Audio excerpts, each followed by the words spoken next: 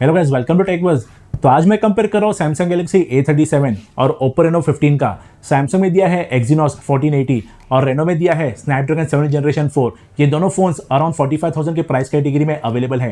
तो आज मैं दोनों का एक डिटेल कंपैरिजन करूंगा, बात करूंगा दोनों के design, camera, features and gaming performance के बारे में, और आपको बताऊंगा दोनों में से कौन सा फोन लेना बेटर है 45,000 में।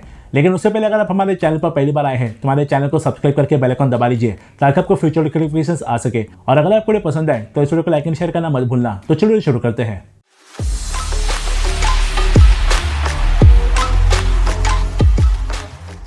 सबसे पहले ऑपरेटिंग सिस्टम की बात करेंगे तो Galaxy A37 Android 16 One UI 8.5 पर है और ओप्पो रेनो 15 एंड्रॉइड 16 ColorOS 16 पर है। सैमसंग में 6 मेजर OS अपडेट और 6 साल तक सिक्योरिटी अपडेट्स आएंगे और ओप्पो में 5 मेजर OS अपडेट और 6 साल तक सिक्योरिटी अपडेट्स आएंगे।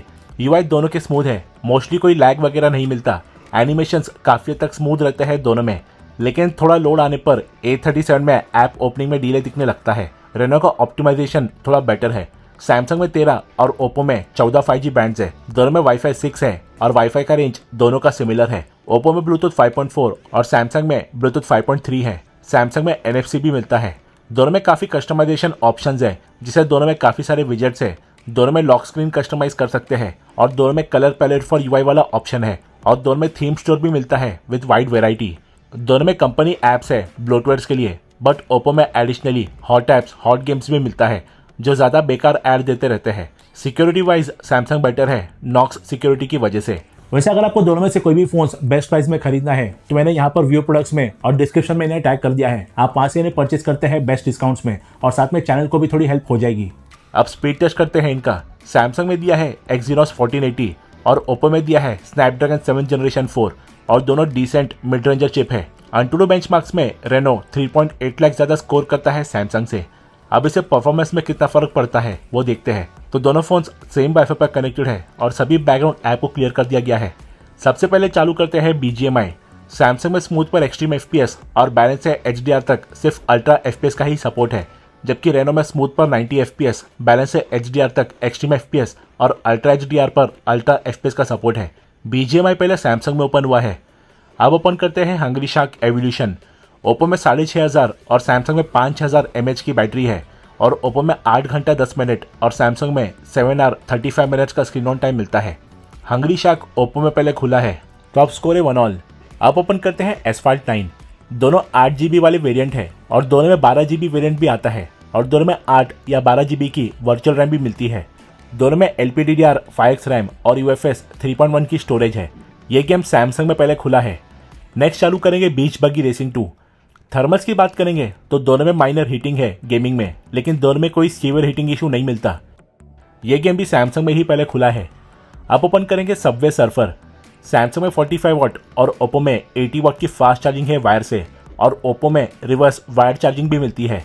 यह भी सैमसंग में जस्ट पहले खुला है। तो 5 में से 4 गेम्स सैमसंग में और 1 गेम ओप्पो में पहले खुला है, लेकिन एक बार गेम ओपन हो जाए उसके बाद गेमिंग परफॉर्मेंस ओप्पो में बेटर मिलती है। बेटर ग्राफिक ऑप्शंस और बेटर FPS देता है और परफॉर्मेंस भी ज्यादा स्टेबल है। डेली यूज के ऐप में वैसे तो कोई मेजर डिफरेंस नहीं रहता, कभी ओप्पो में ऐप पहले खुलते हैं तो कभी सैमसंग में, और रैम मैनेजमेंट दोनों का डिसेंट है।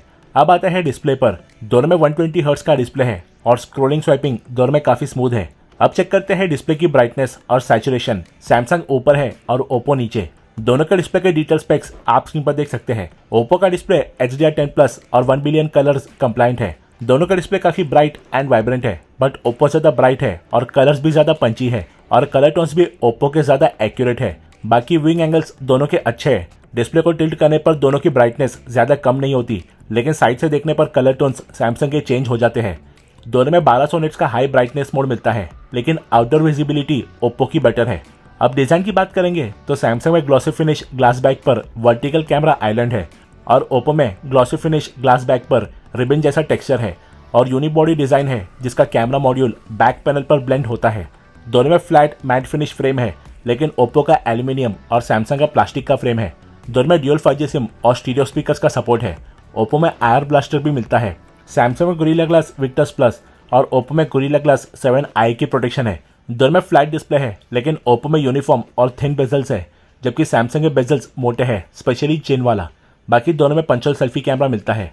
पकड़ने में दोनों में ग्रिप सिर्फ डिसेंट है, लेकिन ओप्पो ज़्यादा कंफर्टेबल है कॉम्पैक्ट साइज की वजह से। सैमसंग IP68 और Oppo IP68 69 certified dust and water resistant है। अब कैमरा की बात करेंगे तो सैमसंग में ट्रिपल कैमराज है। 50 मेगापिक्सल का मेन कैमरा, 8 मेगापिक्सल का अल्ट्रावाइड और 5 मेगापिक्सल का मैक्रो कैमरा। इसके डिटेल स्पेक्स आप स्क्रीन पर देख सकते हैं। ओप्पो में भी ट्रिपल कैमराज है। 50 मेगापिक्सल का मेन कैमरा, 50 मेगापिक्सल का 3x टेलीफोटो और 8 मेगापिक्सल का अल्ट्रावाइड कैमरा। इसके भी डिटेल स्पेक्स आप स्क्रीन पर देख सकते हैं। सैमसंग में 4K 30 FPS और ओप्पो में 4K 60 FPS वीडियो शूट कर सकते हैं फ्रंट और बैक कैमरा से। ओप्पो में 240 FPS और सैमसंग में 480 FPS का स्लो मोशन है बैक कैमरा में। बाकी दोनों में night mode, portrait mode with effect, ultra steady video, beauty mode, pro photo और पैनोरामा है। गैलेक्सी में एक्स्ट्रा ऑप्शन है जैसे प्रो वीडियो, फूड मोड और AI फन मोड, और ओप्पो में है dual video, portrait video, under water camera mode और फिल्म मोड। तो चलिए कुछ कैमरा सैंपल्स देखते हैं। दोनों में फोटोज अच्छे आते हैं, दोनों काफी वाइब्रेंट है। ओप्पो के कलर्स ज्यादा एक्यूरेट है, सैमसंग में हल्के कूलर टोन्स है और ब्लूज को भी ज्यादा ओवर सैचुरेट करता है सैमसंग। डायनामिक रेंज दोनों का काफी अच्छा है, कभी सैमसंग बेटर होता है तो कभी ओप्पो। दोनों में 50 मेगापिक्सल का कैमरा है और डिटेल्स ओप्पो की थोड़ी सी बेटर है। दोनों में अल्ट्रावाइड लेंस भी है और यहाँ कलर्स और डायनामिक रेंज सैमसंग का बेटर है। ओप्पो में 3.5x टेलीफोटो जूम है और सैमसंग में बस 2x डिजिटल जूम मिलता है, जिसकी वजह से अच्छे जूम शॉट्स ले सकते हैं ओप्पो में।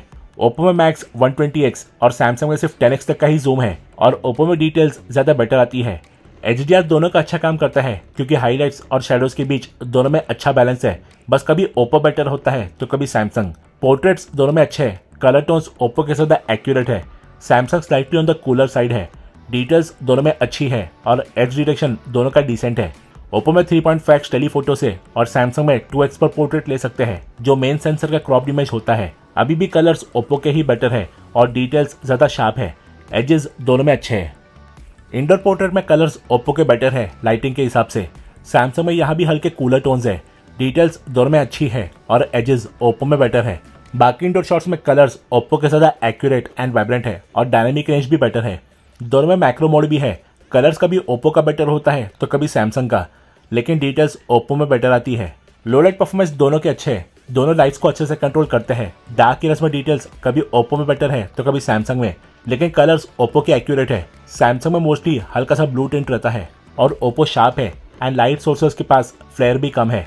आउटडोर सेल्फी में डायनामिक रेंज ओप्पो का बेटर है, लेकिन कलर्स सैमसंग के ज़्यादा एक्यूरेट है। ओप्पो ने स्किन को हल्का ब्राइट कर दिया है। डिटेल्स दोनों में अच्छी है और एजेस ओप्पो के प्रॉपर है। इंडोर सेल्फी में कलर्स ओप्पो के एक्यूरेट है, सैमसंग में हल्के से कूलर टोन्स है। डिटेल्स सैमसंग की बेटर है। यह है दोनों का वीडियो सैंपल 1080p 60 FPS पर।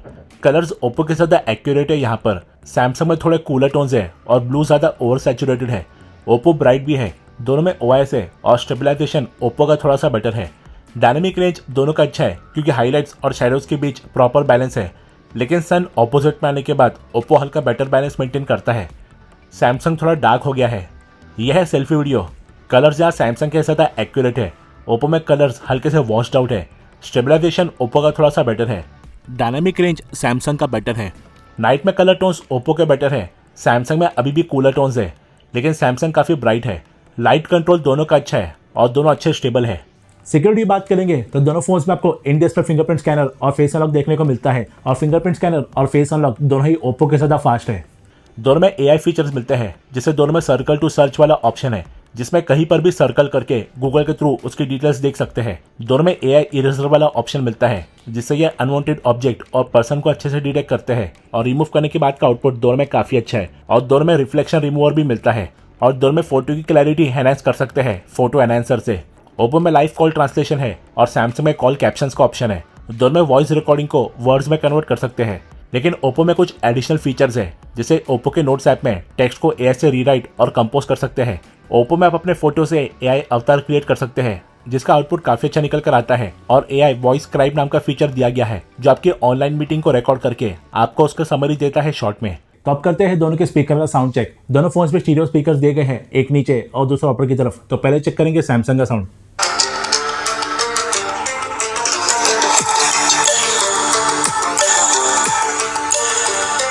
अब चेक करते हैं ओप्पो का साउंड।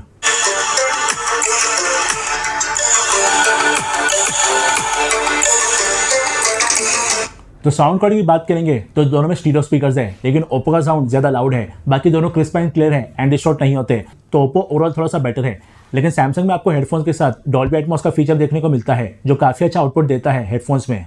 तो दोस्तों ये था मेरा in depth comparison video Samsung Galaxy A37 और ओप्पो रेनो 15 का। Oppo speaker, battery backup, display, gaming performance, AI features, most of the camera shots में बेटर है, तो सैमसंग सिक्योरिटी में बेटर था। वीडियो शूटिंग में कोई प्रॉपर विनर नहीं है। तो आई होप इस वीडियो से आपके सारे डाउट्स क्लियर हो गए होंगे, और अगर आपको ये वीडियो हेल्पफुल लगा तो इस वीडियो को लाइक एंड शेयर कीजिए और हमारे चैनल को सब्सक्राइब करके बेल आइकन भी दबा लीजिए। हम जल्दी लौटेंगे से टेक एंड गैजेट वीडियोस के साथ। So till then stay tuned.